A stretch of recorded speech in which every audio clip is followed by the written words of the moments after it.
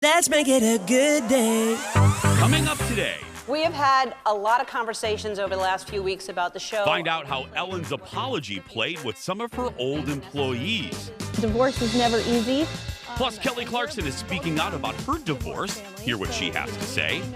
Also ahead, a new documentary on Netflix shines a light on one of the most shocking moments in U.S. history. And our wine diva, Leslie Miller, is here, pairing great wines with fall flavors. Here we go. Let's make it a good day. We do it our own way. Let's make it a good day. Oh, no matter what they say. Oh, yeah. Good morning, everybody. We are live from our studios in the prairie of the Eden. Welcome to the Jason Show. I'm the aforementioned Jason. Please welcome with your hands, your feet, whatever you can clap with, for my good buddy, the Kendall. Hello. Good morning, sweetie. How are you? Good morning. How you doing? Do you remember that song? Okay. What about song? Clapping with your hands and feet and anything you got now. Do you know what I'm talking about? No. Is that like a elementary school? Yes, it was I think it was in preschool. I went to like a Christian preschool, and it was like about how all God's creatures got a place in the choir. Some sing low, some sing higher, some sing out loud on the telephone wire. All things clap their hands, their paws, or anything No, you got we didn't. now. They didn't let me in church back then. I wasn't allowed. It but just reminded me of that, and it no, was funny. This is the product of good old-fashioned Indiana public education. That's right. No clapping of the paws and the wings. But I will say it is an example of the marvel of the human mind, of what you remember and what you put in the trash box of your mind. Right. I remember learning, it's funny that you said that, I remember learning a song in kindergarten that I can still recite to this day. Yes. And that's Great Green Gobs of Greasy Grimy Gopher Guts. Do you remember anybody around in Minnesota? No. Oh yeah. Great green gobs of greasy grimy gopher guts, mutilated monkey meat, itty bitty birdie feet, great green gobs of greasy grimy gopher guts, and me without a spoon. Yeah, that's it. Yes. Who was your teacher? Okay. Do you remember your teacher? Kendall, hold on a minute. Oh, hold on a minute. Sorry. The Emmy voters are calling. They're getting ready to vote for us for best talk show. Oh, good. Just because of that. That's great. Yeah, but I learned that on one of those napping carpets that Mrs. Gilo, my kindergarten teacher, would give me, and then she taught me, great green gobs of greasy grimy gopher guts. Yeah, I had Marianne Edwards teach me about clapping with your hands, paws, or anything they got now. Yeah, do you remember all of your teachers? Like if I quizzed you for $1 million, you could list off your elementary school teachers? Yes. You could? Yes. Okay, go, really quick, go. Mrs. Landers, Mrs. Sari, Mrs. Sutherland, Mrs. Joggish, Mrs. Dressen, Mrs. Walters. Boom. Boom. Okay? How about you? Mrs. Gilo, Mrs. Rogers, Mrs. Seitz, Mrs. Freeze, who watches us every day, Mr. Howard, Mrs. Canessa, and Miss Sotzing, who I love more than anything, who I will actually be talking about a little bit later when we talk about a documentary. But yeah, Mrs. Canessa, we had her in her last year of teaching. She was getting ready to retire, and she just didn't care. I mean, let me tell you, she was halfway. Mrs. Canessa was halfway out the door. Really? I think her first words were, hello, and this is my last year. And her third word was, I'll be right back. And she went for a smoke break. And we would look out the window. We had giant windows, and we would see Mrs. Canessa out by the trees smoking a little Viceroy. Are you serious? Yo, yeah. Why do I always go like this and Jeff yells at me? It's like this, yeah. Mrs. Canessa out there smoking, and she would run back in. She's like, okay, so cursive. You know what I mean? And she'd continue. So she wasn't your favorite? No, I didn't like her at all. Oh, I had all good teachers, but Mrs. Sutherland, second grade, I still to this day will tell people if I don't like something, I still say, it's not my favorite. Yeah, I get it. Because she taught us that. Yeah. Believe me, I say it all the time, good teachers change your life. And two in elementary school, Mrs. Freeze and Miss Sotzing, who is now, she's married, and I can't think of her name, but she's in Michigan City. But they meant the world to me and changed my life. I wouldn't be sitting here if it wasn't for those two ladies. God That's bless right. them. Seriously. It's time for the hot dish, everybody. Let's get going. Cue it, Steve. We should sing nursery rhymes more often on this show. I know, shouldn't it? Yeah, we should. Hey, the ratings for the socially distant Emmys are in. Now, while the show wasn't a technological, it was a technological feat, it doesn't appear that fans cared that much because Well, they don't care. Host Jimmy Kimmel poked fun at the record low ratings on his return to his show last night. Look. Well, by the way, I don't know if you watch, I hosted the Emmys last night. Yeah, you did a wonderful job. Oh, thank you. Yes. Did you see that Lakers game last night? Yeah, I was watching. Wait a minute. How did you see the Lakers game if I was hosting the Emmys? No, I teamed with Emmy and I was watching the Lakers. Well, I hosted the virtual Emmys last night. They're saying it was the highest rated Emmys ever. Oh, the lowest? Oh, all right. Well, we set a record, let's just say that. Yeah. Sorry, Jimmy. Just over 5 million people watched the event. That is an all-time low, and that's also down from last year's record low of 6.9 million. Jimmy was back in studio, like I said, after taking the summer off, the entire summer off. But look, we talked about this in our meeting today. Here's the reality. None of these award shows are ever going to go up in ratings unless, they bring Elvis back from the dead. You know what I mean? And it's like tonight on the Emmys, Elvis. They're not, you're never going to, it's never going to be like it was. We have streaming now. Right. We have so many channels. There's too much competition. And also, people don't love them like they used to. Like when I was a kid, people loved them back then. Right. And I speak for myself. I watch a lot of it just for the red carpet. Yeah. And so if there's no red carpet, then I'm not going to spend the time watching it. Music awards, however, The that Grammys? is still, People love the still Grammys. fun to watch because they Yeah. perform, and that's still fun. And I know what some of you are saying. A lot of people don't watch it because they think it's too political. And we're in a very political environment, and people don't like that. They want to have people to come up and say, thank you, and sit down. They don't want politics in their award shows. Right. I think that's also taking a slice away from the ratings of these shows. But I'm old school. I still like them. I still like the glitz and the glamour, so it's fun. And I got to give the credit to the producers of that telecast. Very creative for what they had to work with.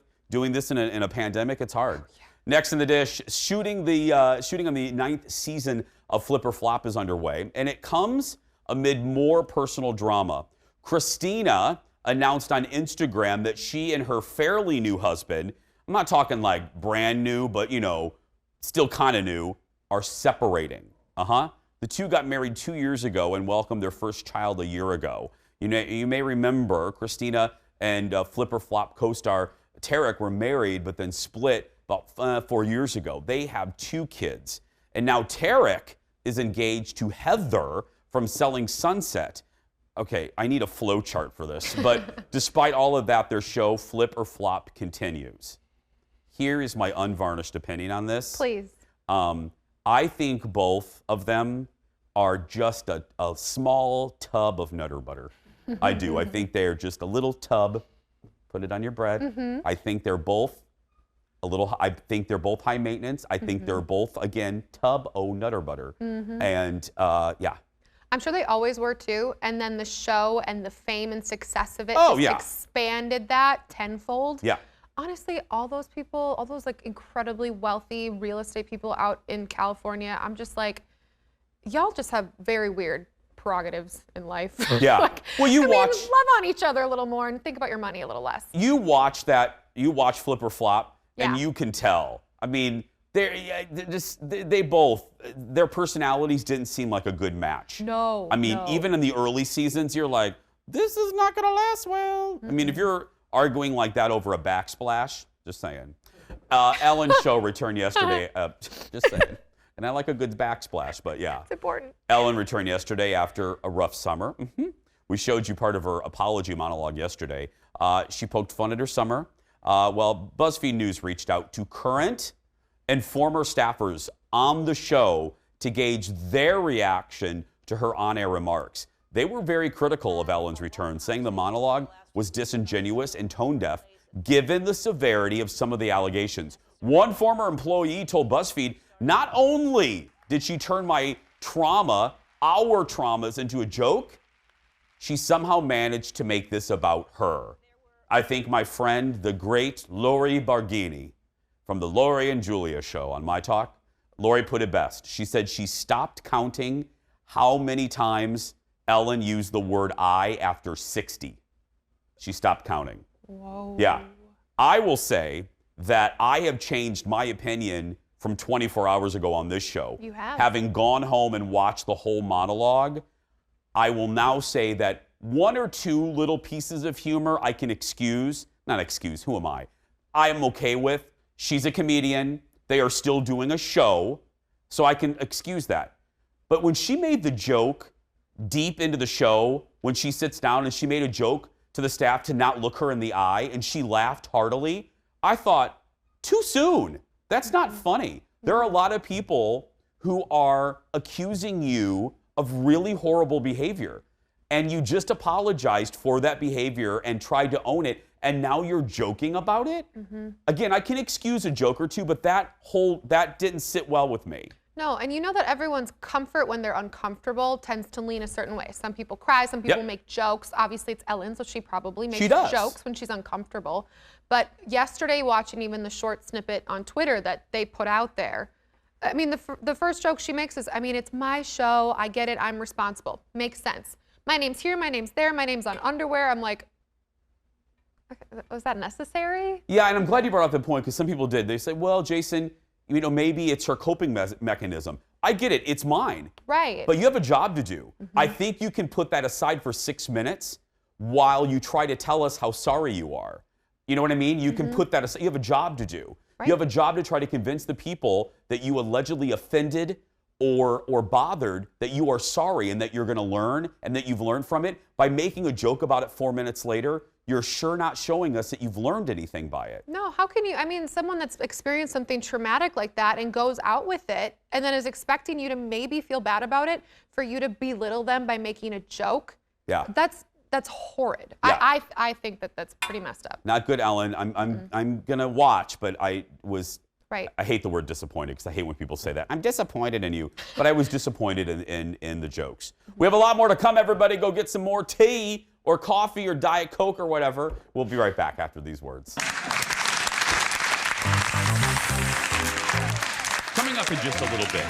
But what I'm dealing with is hard. Kelly Clarkson kicks off her new season, opening up about her surprising divorce and why her music could be affected. Then it was one of those moments. A new documentary on Netflix takes you inside one of the most heartbreaking chapters of U.S. history, the Challenger disaster. And Vino-Palooza. Leslie Miller is back pairing fall flavors with the best one. That's all ahead, so stay right there.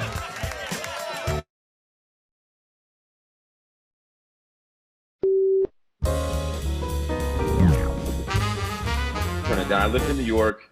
Gets cold. I like to work out at the gym in my building, and usually no one's ever up there, except this one guy.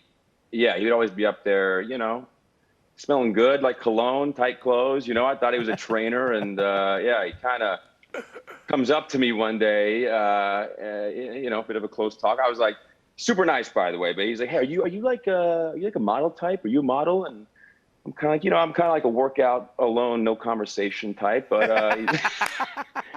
I'm teasing. He was very nice. He asked me for some headshots, which I, you know, usually carry with me to the gym, but didn't have them that day. Yeah, everyone brings their headshots to the gym.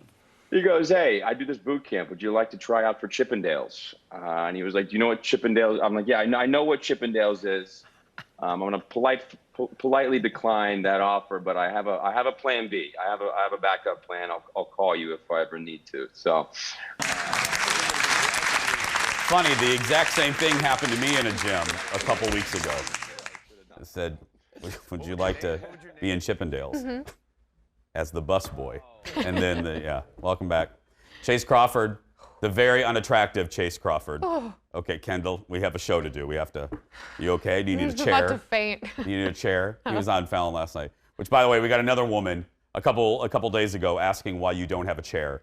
So I'm going to say it one more time. Yes. It's a production decision, and Kendall prefers to stand up. I like to stand. Yes, you Thank do. you. It's more comfortable. It is. I like, and now that you have that fancy new table that Jeff made for you, it's beautiful. The glass Whittled. top. And Look at this. Look at that. Jeff made that in his metal shop class that he takes in evenings. His glass cutting machine that he keeps in the living room. Beautiful.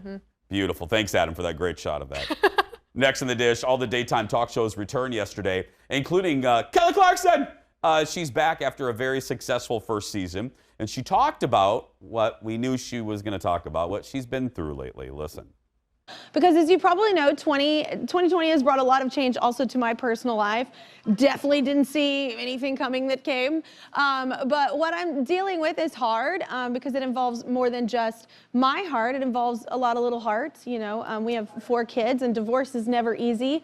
And we're both from divorced families. So, you know, we know the best thing here is to protect our children and their little hearts. So I'm usually very open and I usually talk about everything, but in this case, I will talk a little bit here and there about how it affects me personally, but probably won't go too far into it because, you know, I'm a mama bear and my kids come first, although I do love you all. But I am okay. Everybody keeps asking, are you okay? Are you okay? And I am. The answer is yes. It's one of those things that... And we love you. Kelly and her husband got married in 2013. They have 2 kids together, and he has 2 from a previous relationship. She says when she was a kid, she got through tough times through writing, and that's how she became a songwriter. And that's why likely we're going to be hearing a lot about this time period in her new songs that she's probably writing right about, and she is writing right about now. I love her. You know, she's one of those, I said in the intro that she had a really successful first year. We said it when she debuted. Anybody that does a show like this, part of the success of it, a big part of it, is the ability to ignore the cameras, ignore Jeff, ignore the lights, ignore anything, and you just be yourself. It sounds easy, but it's hard to do for a lot of folks. Not hard for Kelly. She's very relatable, you know, and it comes across. It's very authentic, and I think that's why people connect with her. And she looks so good. She does look really good. Dress. That is a beautiful dress. Yeah. I get it. I mean, I think divorce would be really challenging to talk about, regardless if you have children or not. But when you have kids to think about, Yeah. just keeping that off the table. Yeah, it's going to be hard enough, but you don't want them Googling, you know, What years did down the mommy line. say? What did mommy say about daddy? Yeah. It's one of the best life lessons, and I don't have children. You know, I know little Milo Matheson, but one of the best lessons I ever learned, I was in the Big Brother and Big Sister program, and my little brother Brendan, who's now not so little, he's 27 years old. Anyway, but I never spoke poorly of his father, of his biological father, because I had somebody tell me that when you do that, you shame the child. And that stuck with me. That was 2000. And so, you know, you don't do that because you're not shaming, you think you're shaming the other person, you're shaming the kid. Next in the dish, there could be another shakeup in the Real Housewives of Beverly Hills franchise. According to the Daily Mail, Teddy Mellencamp Vandekamp from the fish stick empire. Yeah. Teddy Mellencamp could be on the way out. She's been on the show for 3 long seasons and is reportedly thought of as boring and stale by... You can do it. I don't think she's around.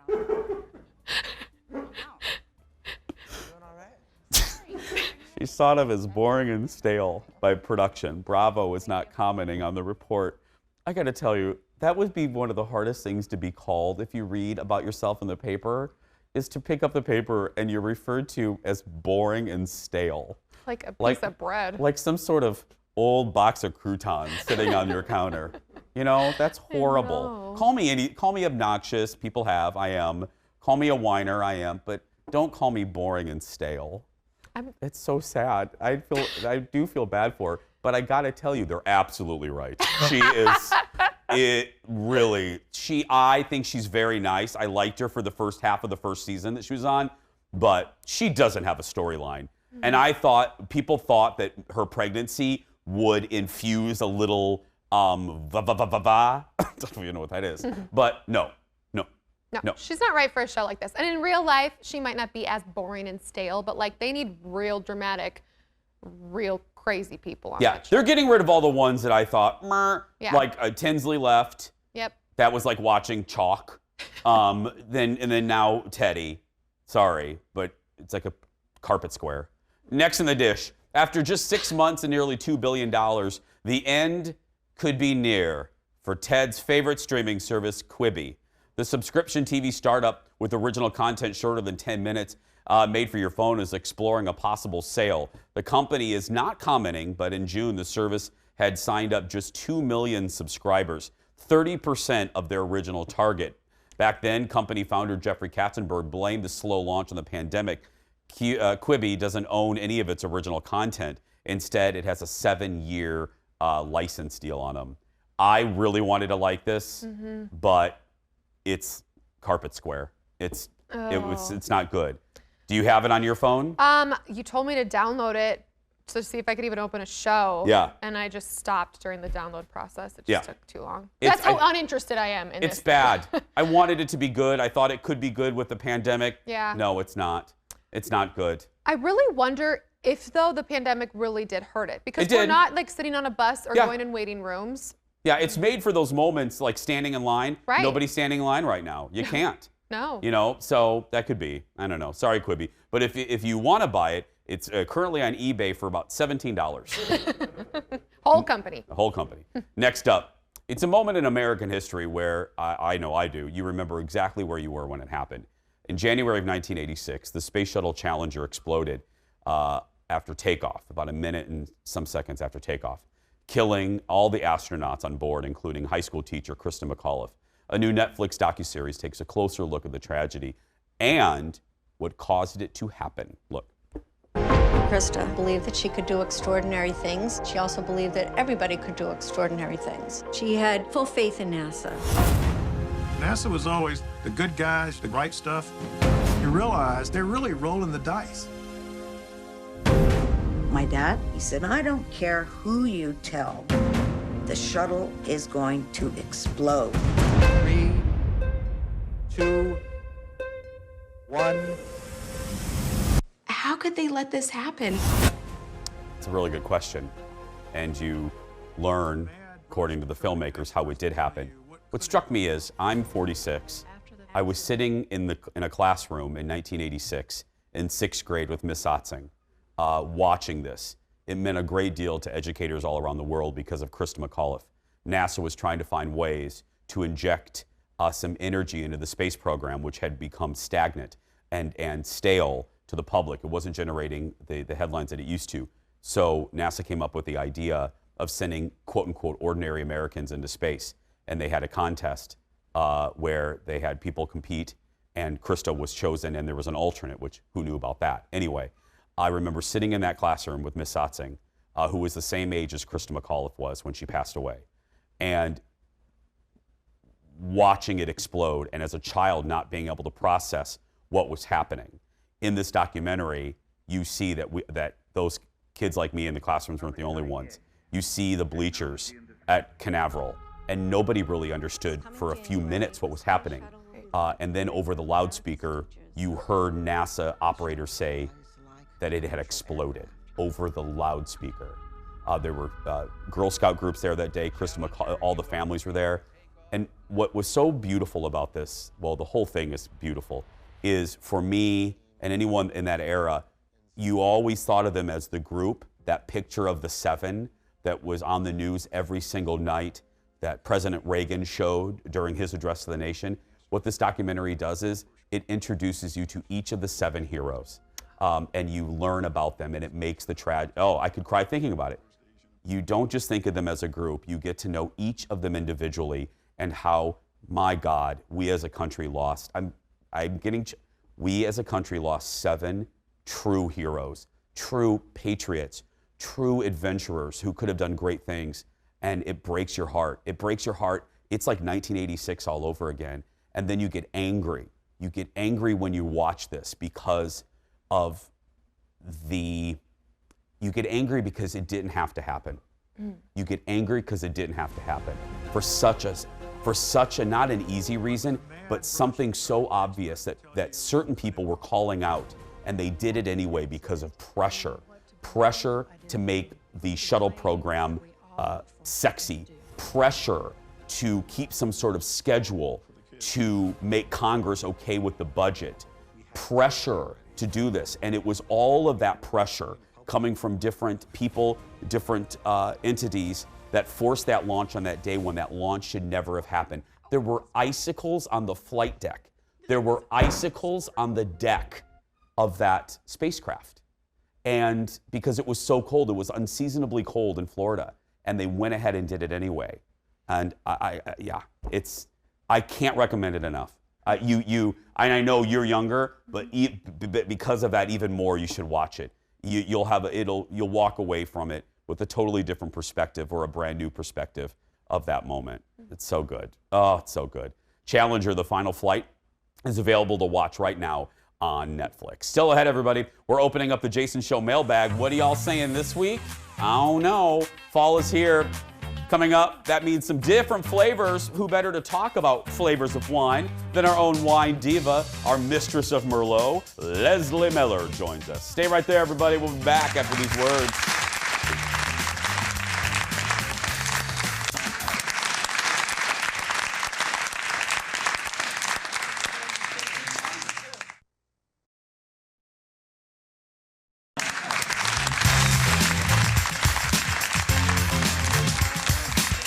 Welcome back to the show.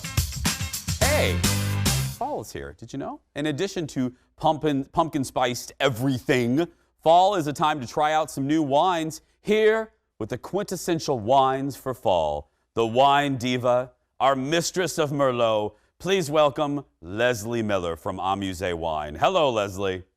Hello, Jason. How are you? Look at that beautiful display you have there. You have. Is that corn? Is that corn and tomato? Look at your fall harvest. Did you just go pick that from outside in your garden? I did. My little North Loop garden. That's right. I don't know. I haven't seen that garden. I live right by you. I don't know. You got to tell me where that is sometime. Yes, I have some wonderful fall veg that I want to talk about because I've been getting so many emails about what to pair to literally these items on the table today. Well, I was going to say, and everyone wants to pair stuff with pumpkin, which we will get to. That's probably the biggest thing. But where are we starting today? We're going to start with squash, apples, and also kind of things like rutabagas or parsnips, things like that. But everybody, I mean, I just walked into, the grocery store here in my neighborhood, and there's squash everywhere. And there's so many squash recipes popping up. I love the grape Pinot Gris. This grape is also Pinot Grigio in Italy. But Pinot Gris, as you take it out of Italy, it becomes a little bit rounder. In places like Slovenia, Alsace, France, or even Oregon, you get more of these really beautiful kind of apricot-y, pear and apple notes that I think go really, really beautiful with something like baked squash. What's it called again, Leslie? So Pinot Gris. Gris is just the grape. So if you find a Pinot Gris, something from Oregon, or if you even find it from Alsace, France, Pinot Gris is perfect. It's a medium weighted white wine that will go with all of these really great flavors. Okay, so so you said medium, right? It's medium bodied, but it's 100% dry. Okay. So we're really actually kind of snuggle up to some of those like rounder flavors of that veggie and fruit family. Okay, let's move on. By the way, that is perhaps the biggest stem I've ever seen on a pumpkin in my life. I'm really worried it's actually going to poke you on your chin or something. It is. I think it's kind of artsy these days that they're picking these with a longer stem. Remember when we were kids, the stem was like to here. Yeah. And now look at that.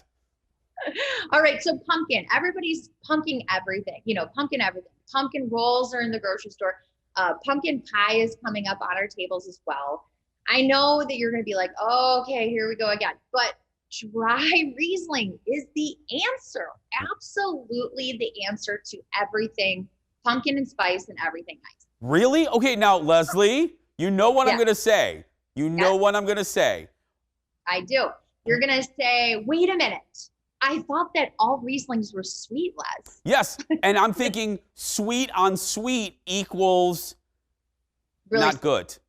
Yeah, so a dry Riesling, this one is actually from Australia, and it's a great little family winery, Jim Barry. But pick up a dry Riesling. If you're confused about where to find a dry Riesling, always go to the Austrian section. This is Australia, but if you go to the Austrian section, it just says Riesling. It has to be dry on the label, and those really nice kind of honeyed flavors. Again, I say honey from the notes, but in fact the wine is dry, and that paired up to the pumpkin is pretty unbelievable. Okay, so literally, because I'm always trying to think of the viewer who isn't wine smart like you, can you literally go into the shop and go, yo, Becky, take me to Austria? I mean, literally, you just ask for the Austrian section? Yes. So some stores have their wine set up by grape, or they have them set up by style, or literally region. So if you Okay. said, Becky, take me to the Austrian section, and you just saw Riesling and it didn't denote that it was going to be a dessert style, then you are going to always have a dry Riesling. So a really good little tip for people who want to try that grape on again. Okay, so anything pumpkin, a dry Riesling, not the traditional Riesling, because it'll be That's too right. sweet. And then you're going to email us, and then I'll have to buy that bottle from you. So yeah. Okay, so stay right there, Leslie. Be careful of that stem. I don't want you getting hurt in the commercial break. Be very careful. We have more wines, more fall treats, more with Leslie when we return. Back after this. That big old stem. Keep an eye on her in the break.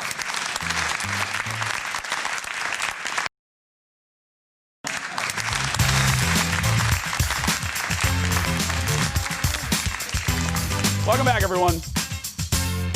Let's check in with Leslie and make sure she hasn't poked her eye out with that big stem. Leslie, are you there? I'm here. I have both of my eyes. Perfect. We are talking fall wines with Leslie Miller from Amuse Wine. Okay, we stopped at the pumpkin and the extra dry Riesling. Where are we going to next? Well, tomatoes, I know that we're, still finishing up some of those late summer tomatoes. If you've made those great chunky tomato sauces or salsas, you need the grape Sangiovese, which primarily resides in the region Chianti, which is in Italy. So Sangiovese, these great red fruited flavors, a little touch of this spice, and tomatoes, they're BFFs until the end of time. I'm hearing from young Kendall that this is her favorite. Sangiovese? Yes. Oh, I love it. It's so good. Wait, how do I say it? Sangiovese. Sangiovese? Yeah. I sound like Land Shark. I'm just letting that drift off at the end. Sangiovese. I'll just ask Becky to take me to the Sangio whatever section. Yeah. Okay, we have what we have corn. We moving to corn? Yeah, we're going to corn because we're eating a lot of corn now as Midwesterners. And you know what? Really quintessential Chardonnay and corn, the bomb.com. It really is such a great little pairing, especially if you love to lather up your corn like I do with lots of salt. So good. Okay, let me ask you this, because I think the majority of folks watching, if they go to a restaurant or if they are, they get kind of stuck with a wine and they're like, oh, I don't know what to say, they're probably going to say Chardonnay if they do a white. I don't think I've asked you this in a while. Give me two of your favorite give the folks two of your favorite Chardonnays. So right now, I cannot stop drinking Melville. That's what this winery is here. Central Coast, California is one of the most beautiful growing regions for cool climate Chardonnay. So take a look at the Central Coast. This is Santa Barbara County, Melville, amazing little winery, but they're not as big and wooded as what you would expect. And so they're a little bit cleaner and leaner. I also love South Africa.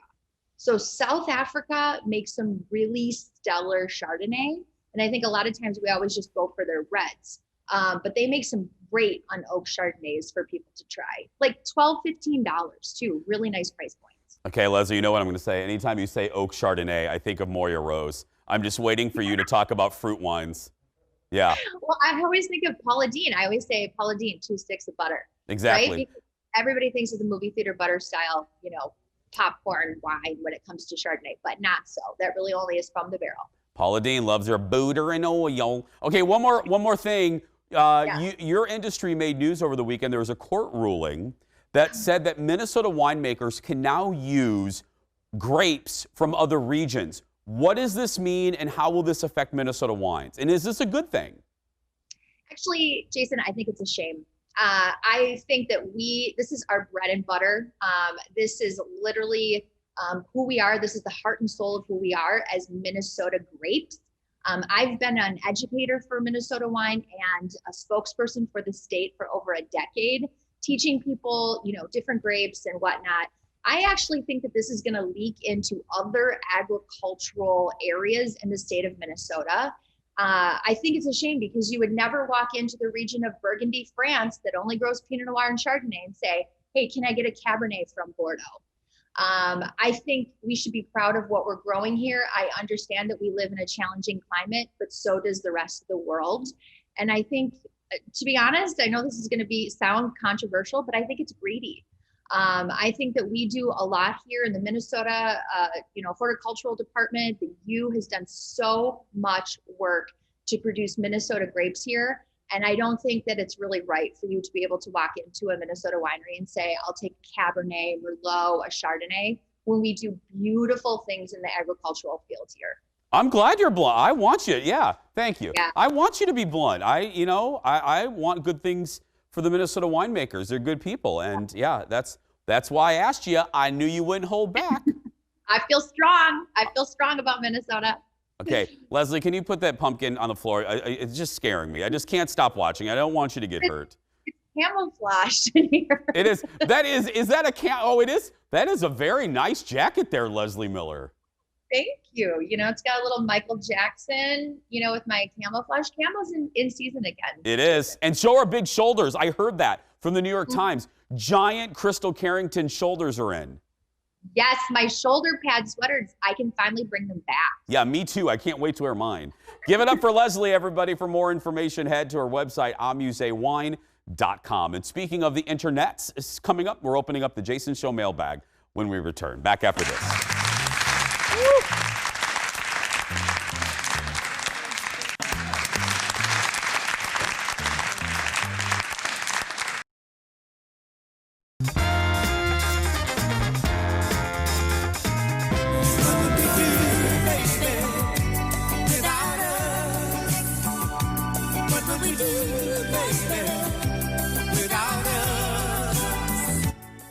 That's right. Welcome back, everybody. A little Tuesday throwback for you. 38 years ago today, woo, Family Ties made its debut on NBC. It ran for 7 seasons, making Michael J. Fox a major star. And I mean, if you think of icons in the 80s, you think of people.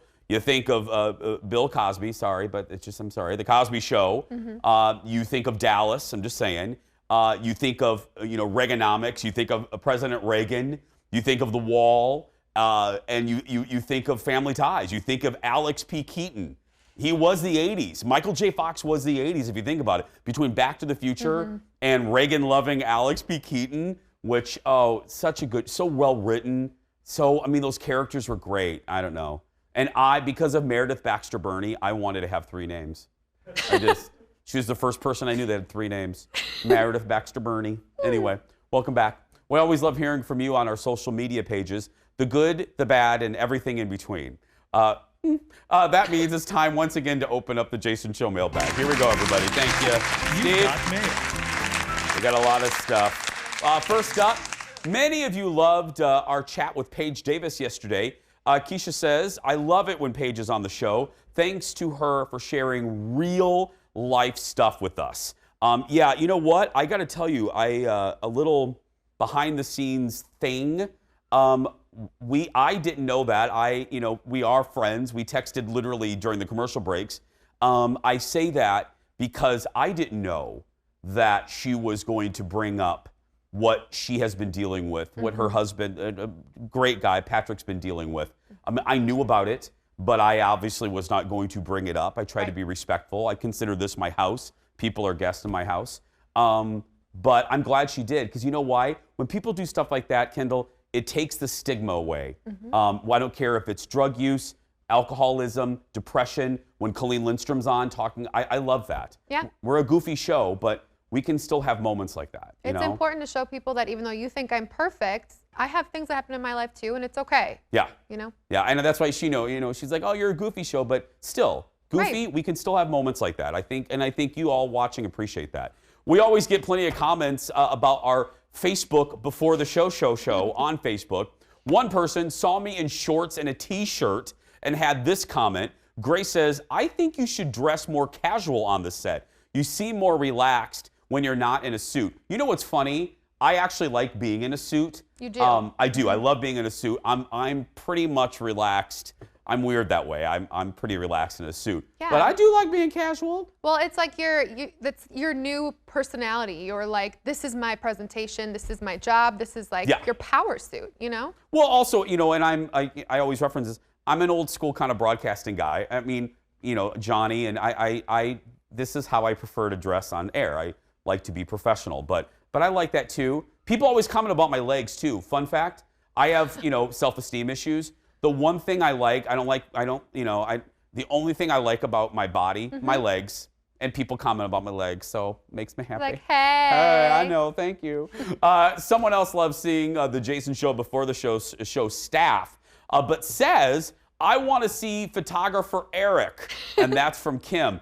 Kim, we all want to see photographer Eric. We're not sure if he's still in his basement. Ted, have we checked on him lately? Is he in his basement? Last we checked, he is still in his basement. Okay. And he's being fed. We do know that he's getting Good. meals. Good. He's getting meals. I miss you, buddy. Next, a few comments about our story last week on Madonna making a movie about her life. We wondered out loud who should play her. We had a lot of comments. Christine and a few others folks said, how about Lady Gaga? Good idea, but that will never, ever happen.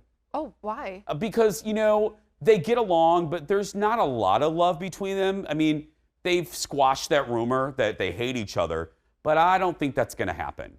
I don't think so. Okay. I think Julie from Ozark should play her, who just won an Emmy. She plays Ruth on Ozark. I know you don't watch it. Sorry. If you do, right now you're going, uh-huh. Kyle has another idea. He says Miley Cyrus could play Madonna. Look, sound, and acting cred. Okay. I don't know. Yeah, maybe. I could see that because she has, the look is what gets me. Yeah. Is that I think she could pull that off. And she does have, obviously, the musical chops. So keep the comments coming, everybody. You can stay connected with us on social media. Check us out on Facebook, Twitter, and Instagram. All you have to do is search for Jason Show TV. We're going to take a break. We'll be back right after this, everyone.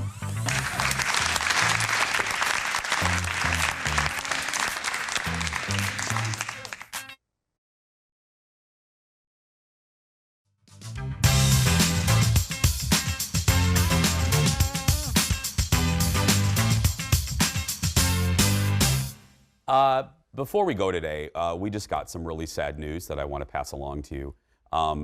When we had a studio audience, we always considered them like a part of our family, especially our regulars, members of the Jason Show fan club that would come over and over and over again. They really did get to know us. They weren't just viewers, they're friends of ours, there's family. And we lost a member of our family. We were just notified within that last segment.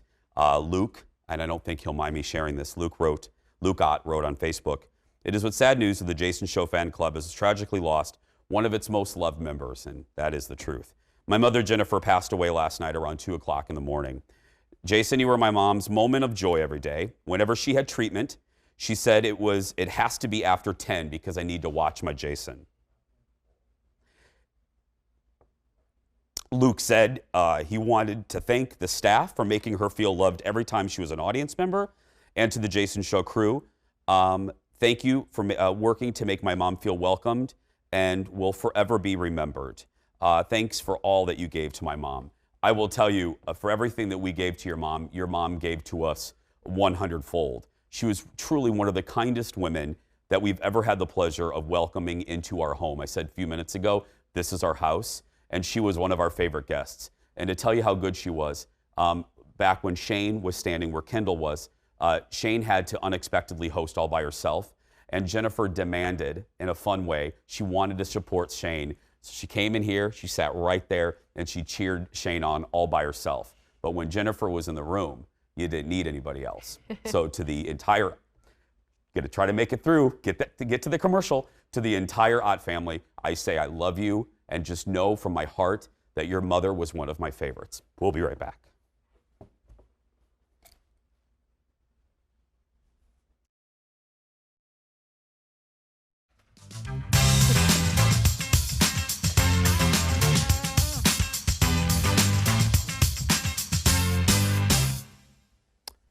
Oh, darn it. We just had I was getting ready to make a joke.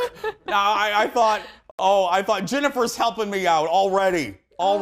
We had a weird graphic behind us. And yeah. And I was, thank goodness to about end on something about a cruise line or early vote. I don't know.